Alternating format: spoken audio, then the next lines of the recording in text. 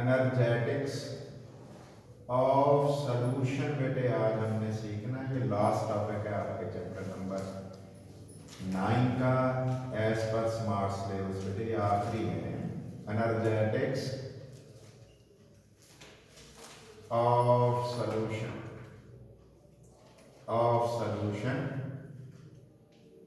इसको मैं बेटे टू द पॉइंट ही कोशिश करूंगा रखूं, काम का लंबी कहानी की बजाय पूरी बात हम करेंगे बेटे। पहली बात बेटे इसके अंदर याद रखने की ये है कि अगर आप ये एनर्जी की लाइन में लगा रहा हूँ, एक बाद में लेंगे, फिर पहले सीख लें हम थोड़ा सा काम। अगर ये समझ आ गई तो फिर हमें सारा कुछ पता लग जाएगा बेटे। ये एनर्जी ऊपर को बढ़ रही है, यहाँ से मैं स्टार्ट बेटे कर रहा हूँ, ये जगह जो है यहाँ से मैं स्टार्ट कर लेता हूँ। और क्या लेने लगा हूँ मैं बेटे दो चीज़ें लेने लगा। ज़ाहिर सोल्यूशन बनाना है तो एक मुझे लेना पड़ेगा सल्यूट, एक मुझे लेना पड़ेगा सॉल्वेंट। इसके बगैर तो नहीं बन सकता, दोनों के बगैर तो सोल्यूशन बनेगा ही नहीं। इसकी बेटे कुछ खास एनर्जी है, इस शय की कोई खास एनर्जी है, सल्यूट और सॉल्वेंट की खास एनर्जी है, खास मिकदार एनर्जी की जिसको हम कहते हैं। जैसे हम बेटे इसको इस जगह लेके जाएंगे, ये कौन है बेटे जरा गौर करिएगा। ये फिर मैंने बॉक्स बना लिया, ये शायद मेरे से पूरे सही डब्बे ना बने, लेकिन आप ज़रा अच्छा बना लेते हो, आप अच्छा बना के भी सोच सकते हैं इसको, इसके बारे में गौर कर सकते हैं बेटे। सेपरेटेड पहले नंबर पे हमने कहा जी अकेले हो गए salute particles.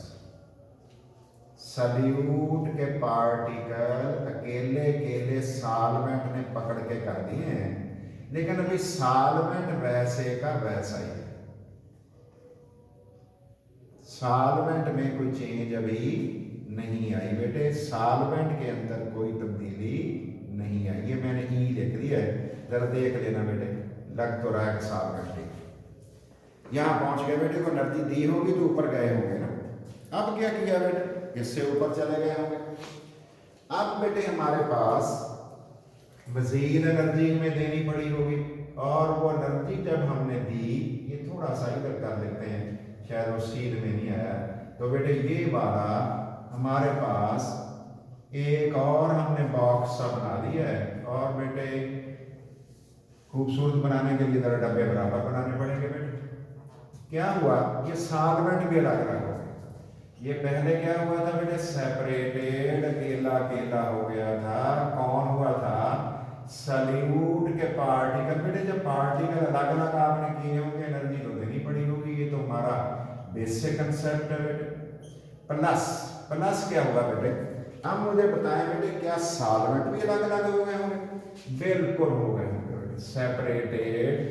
Separated solvent molecules, separated solvent particles. ये जो सॉल्वेंट के पार्टिकल्स होंगे वो भी, पार्टिकल मींस मॉलिक्यूल्स बेटे, वो अलग अलग होंगे, ये भी होंगे। अब मुझे ये बताना है आपने, अगर आप इधर से इधर गए हो, कहां से बेटे, इधर से इधर गए हो, इधर ऐसे, वो एनर्जी तो दी होगी फिर आपने।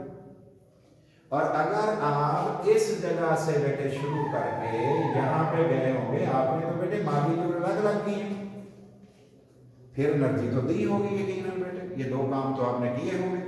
फिर क्या हुआ बेटे, फिर हमने देखा कि जब सल्यूट सॉल्वेंट की इंटरेक्शन हुई तो हमारे पास बेटे सॉल्यूशन बन गया।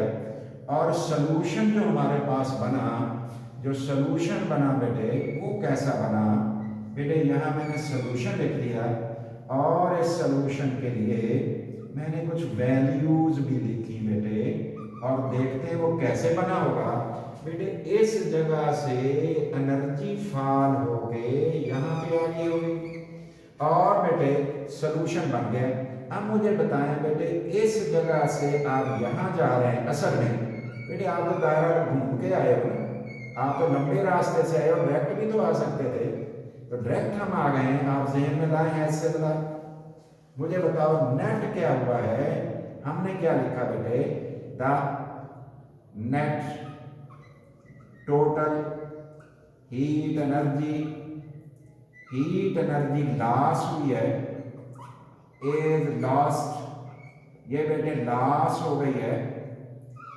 फिर क्या है, process is exothermic, process exothermic है, इसका मतलब ये हुआ कि सोल्यूशन का बनना एक्सोथर्मिक भी हो सकता है।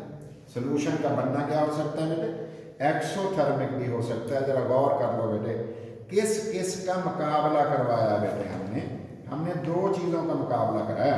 तो मैं सारा लिखूंगा, तवज्जो करेंगे, थोड़ा सा डिफरेंस होगा पहला बुक से। इसका नाम रख रहा हूं डेल्टा H1, प्लस में होगा, एनर्जी देनी पड़ी।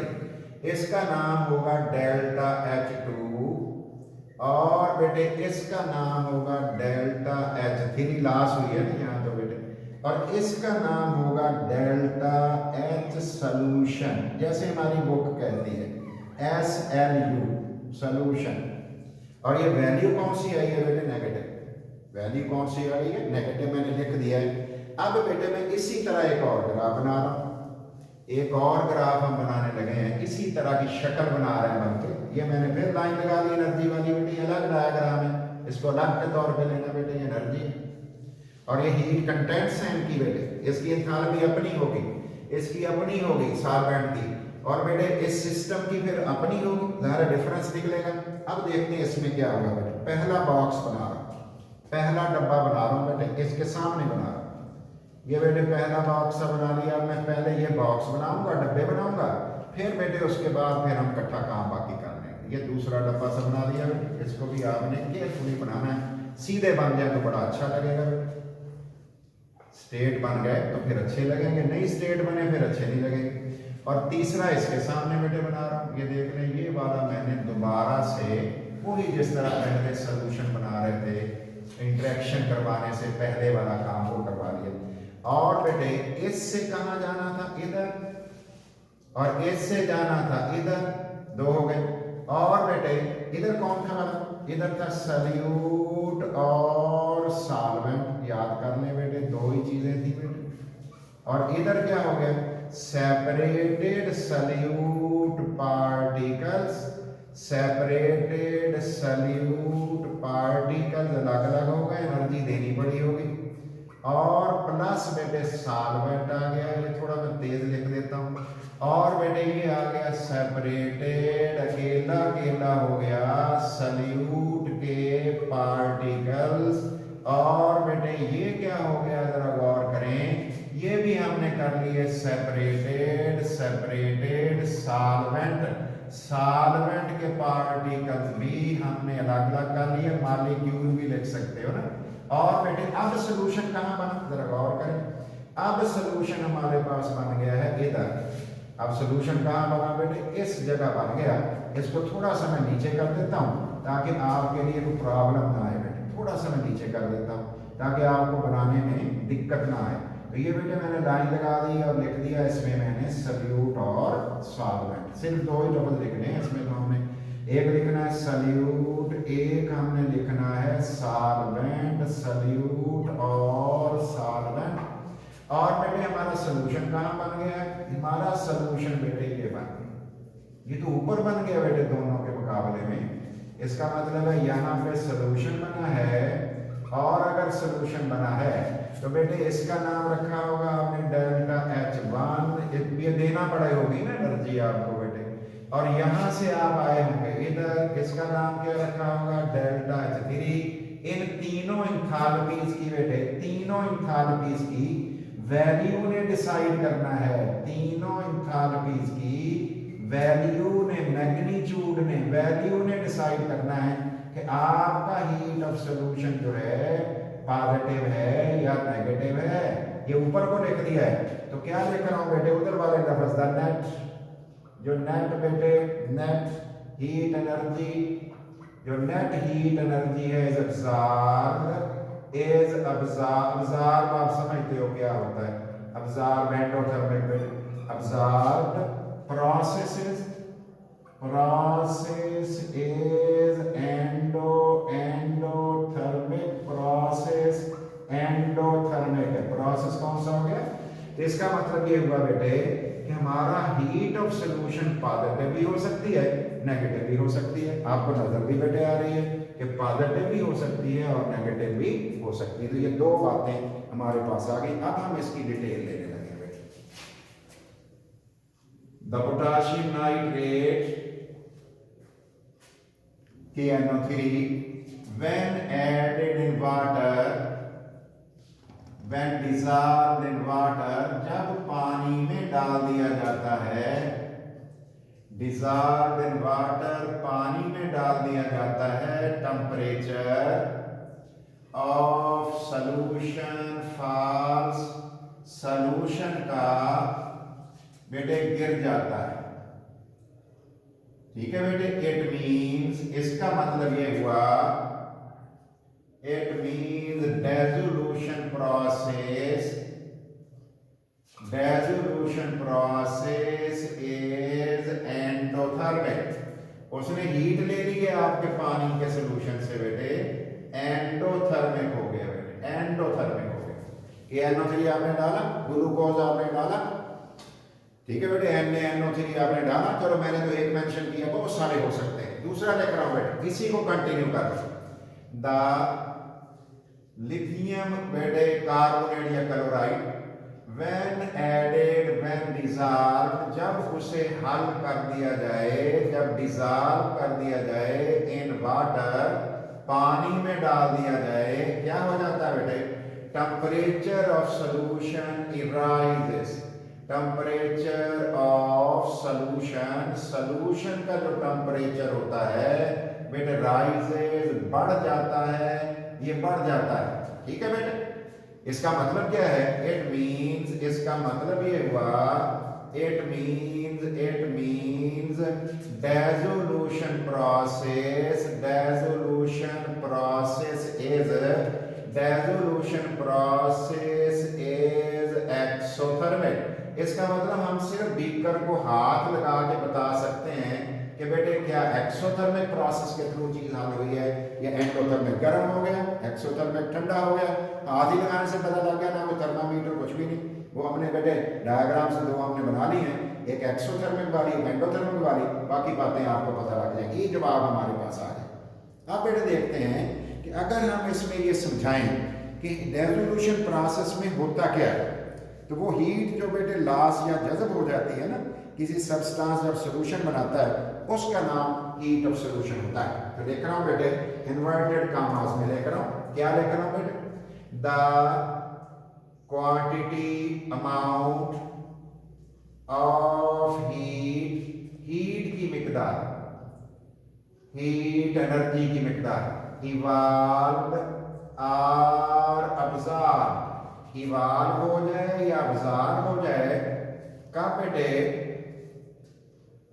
During solution formation, in solution formation, solution formation के दौरान, सॉल्यूशन फॉर्मेशन के दौरान इज टर्म्ड एज, उसका नाम हम रखते हैं terms at heat of solution, उसका नाम हम हीट ऑफ सोल्यूशन रखते हैं, उसका नाम हम हीट ऑफ सोल्यूशन रखते हैं। तो क्या हुआ बेटे कि हमने बात की है, सिंपल फॉर्म में बात की है कि ये जो जवाब हमारे पास आएंगे उसका नाम हम रख देंगे हीट ऑफ सोल्यूशन। अब हम देखते हैं एंथैल्पी या हीट ऑफ सोल्यूशन को डिफाइन कैसे करें।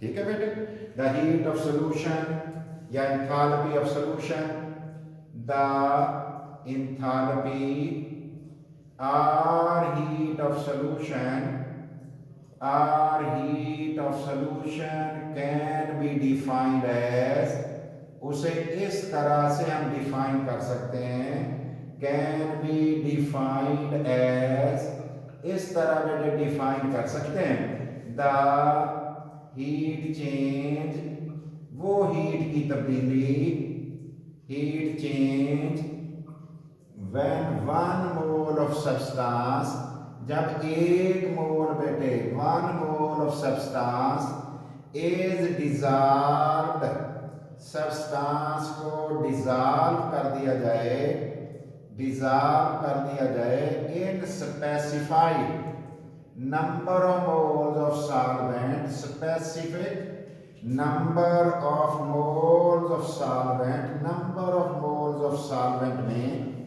is called, उसका नाम बेटे हम रखते हैं is called enthalpy of solution।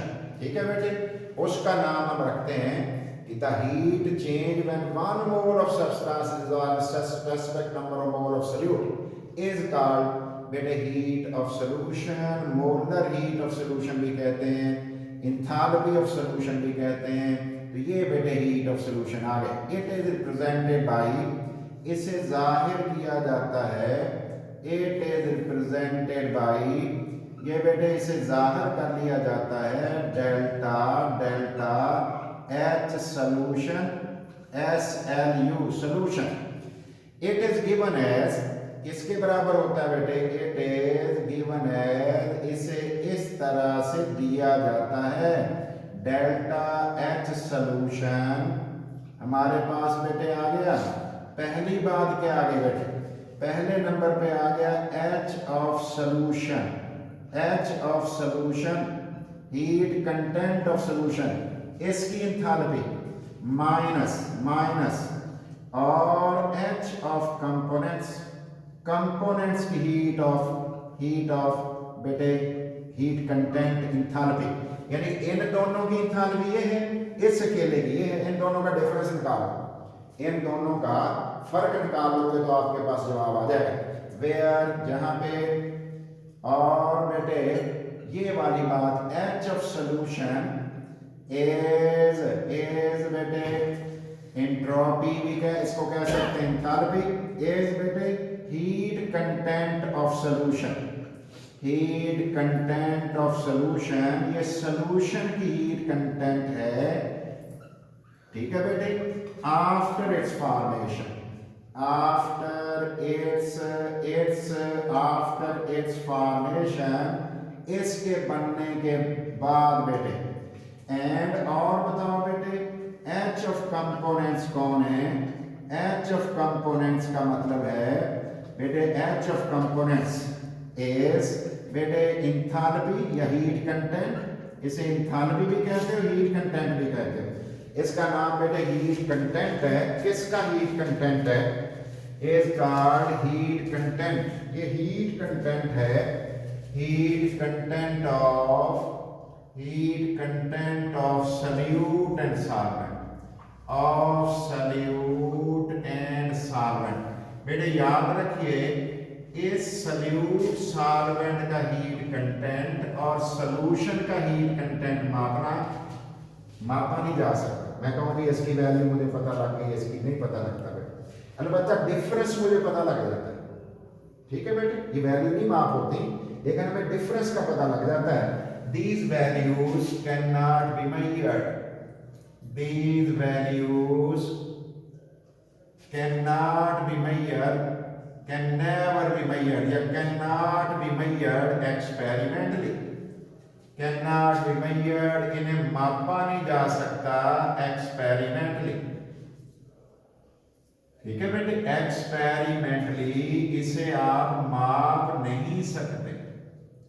आगे देख रहा हूं बेटे, however difference can be measured, difference कौन है बेटे, डिफरेंस कैन बी मेजर्ड, उसे मापा जा सकता है, कैन बी मेजर्ड एक्सपेरिमेंटली। और डिफरेंस कौन है, डिफरेंस असल में ये वाला बेटे delta H solution, delta H solution, ये वाला बेटे मापा जा सकता है, इसको आप माप सकते हैं। ये क्या था, ये तो सोल्यूशन का और कंपोनेंट के एंथैल्पी का डिफरेंस था, ये तो मापा जा सकता है। ये बात आपने बेटे इसमें बतानी है, बाकी मैं इसमें उसके ब्रेक डाउन और कुछ नहीं बता रहा बेटे। ये जवाब हमारे पास आ गया। अब ये जो डेल्टा एच सोल्यूशन है, ये क्या क्या हो सकता है, ये वाला बेटे पॉजिटिव भी हो सकता है, पॉजिटिव का मतलब है एंडोथर्मिक भी हो सकता है, ये बेटे नेगेटिव का मतलब है एक्सोथर्मिक भी हो सकता है। हीट ऑफ सोल्यूशन एंडो भी हो सकता है, एक्सो भी हो सकता है। देखते हैं बेटे, एग्जांपल्स हम कोट कर लें दो, ताकि हमें वो बातें और क्लियर हो जाए। ज़रा एग्जांपल से ज़रा बात और वाज़ेह हो जाती होती है बेटे। तो गौर कर ले बेटे, पहली बात NaCl मैंने लिया था और इसके अंदर मैंने क्या किया बेटे, इसके अंदर मैंने टोटल 10 मोल पानी के डाल दिए, 10 मोल वाटर के मैंने डाल दिए। इसका कितना था बेटे, 58.5 ग्राम था मेरे पास, 1 मोल था, टोटल 1 मोल था। ये कितना था बेटे, 18 इसका होता है, 10 से मल्टीप्लाई किया तो 180 ग्राम पानी का बना, और मोल कितने हैं बेटे, 10 मोल है। इसमें मैंने हल कर दिया बेटे। रिजल्ट मेरे पास क्या बना बेटे, रिजल्ट मेरे पास ये बना कि बेटे हमारे पास H2O NaCl के साथ कितने पानी लग गए होंगे बेटे, स्पेस कम है, जरा नीचे ले जाते हैं बेटे। इसमें हमारे पास बेटे NaCl के साथ 10 वाटर अटैच हो गए होंगे। कितने हुए होंगे बेटे, 10 वाटर अटैच हो गए होंगे, 10 पानी लग गए होंगे सोल्यूशन बनाने में। जो बेटे हमारे पास डेल्टा H सोल्यूशन बना, डेल्टा H सोल्यूशन की वैल्यू बनी प्लस 2.008 किलो जूल हमारे पास आया बेटे, 8 किलो जूल। ये जवाब है। ये बताओ प्लस में जवाब कब आता है जी, प्लस में जवाब उस वक्त बेटे आता है जब एंडोथर्मिक हो। अब हमने क्या किया, हमने एक और एग्जांपल बेटे ले ली। अब मैंने ये ले लिया on infinite dilution, on infinite लामहदूद, ठीक है बेटे, लामहदूद डिल्यूशन पे, डिल्यूशन पर, ठीक है बेटे, more amount of heat is involve. लामहदूद डिल्यूशन कर दो तो क्या हो जाता है, फिर बेटे the more amount, maximum amount of heat is involve, maximum change in heat is involve, change तब्दीली इन हीट इज इन्वॉल्व। फिर बेटे हीट की मिकदार जो होती है वो इन्वॉल्व हो जाती है ज्यादा। फिर बेटे उससे ज्यादा पतला करोगे ना बेटे, पानी और डालोगे और डाल दोगे, फिर हीट में तब्दीली कोई नहीं आएगी। देखते हैं कैसे बेटा। NaCl का आपने 1 मोल ले लिया और उसके अंदर आपने 800 से 1000 मोल पानी के डाल दी, पानी के डाल दी। जब पानी के डाले तो उसके रिजल्ट में क्या हुआ, उसके रिजल्ट में हमारे पास पहले तो बेटे ये काम हुआ, इसके रिजल्ट में पहले तो बेटे ये काम हुआ है कि इससे बेटे इंटरेक्शन डेवलप हो गई है किसकी बेटे, NaCl की पानी के साथ। इसका मतलब ये हुआ NaCl जो है इक्वस के साथ AQ के साथ, AQ के साथ इंटरेक्शन डेवलप हो गई। फिर क्या हुआ बेटे, इसने NaCl ने क्या किया बेटे, NaCl के आयन भी अलग अलग हो गए हैं, Na प्लस के साथ पानी लग गया और बेटे Cl नेगेटिव के साथ पानी लग गया और बेटे वाकई सोल्यूशन बन गए। जो डेल्टा H सोल्यूशन हमारे पास वैल्यू आई तो बेटे वो कितनी आ गई, प्लस। ये वैल्यू हमारे पास आ गई प्लस में। देख लो सोल्यूशन ज्यादा करने से कितनी आ गई, तो बेटे आपकी बुक बताएगी कि 4.98 किलो जूल आ गई, 4.98 किलो जूल पर मोल। ये जवाब हमारे पास आ गया। इसका मतलब है हीट ऑफ सोल्यूशन वाटर की जो है NaCl की वो बेटे है प्लस में और ना होने के बराबर ही है। 5-7 किलो जूल तो कोई चीज ही नहीं होती बेटे, ये तो कोई वैल्यू ही नहीं होती। अब हम एक और एग्जांपल दे देते हैं। क्या बेटे किसी में एक्सो भी हो सकता है? आपको मैं याद दिलाऊं चैप्टर 7 में सोडियम कार्बोनेट को -25 आप लिखते थे, -25 आप लिखते थे। तो लिथियम क्लोराइड 35 के करीब वैल्यू बेटे आपकी आएगी। तो लिखने लगा एक और एग्जांपल इसी से रिलेटेड बेटे एग्जांपल लिख देते हैं। गौर करो बेटे, अलग करके लिख देते हैं। लिथियम क्लोराइड हमने लिया, इसके अंदर सिर्फ मैं लिखने लगा पानी, अब बीच में नहीं डालता बेटे, मैं लिख रहा हूं पानी में बहुत सारा पानी हमने डाला।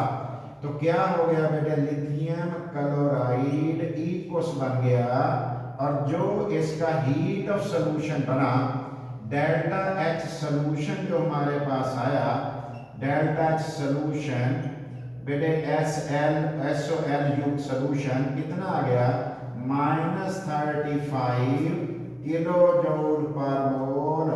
अगर बेटे आप एल्यूमिनियम क्लोराइड डालोगे 300 से ज्यादा हो जाएगा किलो जूल पर मोल आपका हीट ऑफ सोल्यूशन बेटे। तो ये हमारे पास एनर्जेटिक्स ऑफ सोल्यूशन आ गया। तो याद रखिए अगर बेटे आप सोल्यूशन बनने के दौरान जो एनर्जी की चेंजेस आती हैं उनकी आप स्टडी कर लो, उनको आप पढ़ लो, इसी को एनर्जेटिक्स ऑफ सोल्यूशन कहते हैं, इसी का नाम एनर्जेटिक्स ऑफ सोल्यूशन होता है। Thank you very much.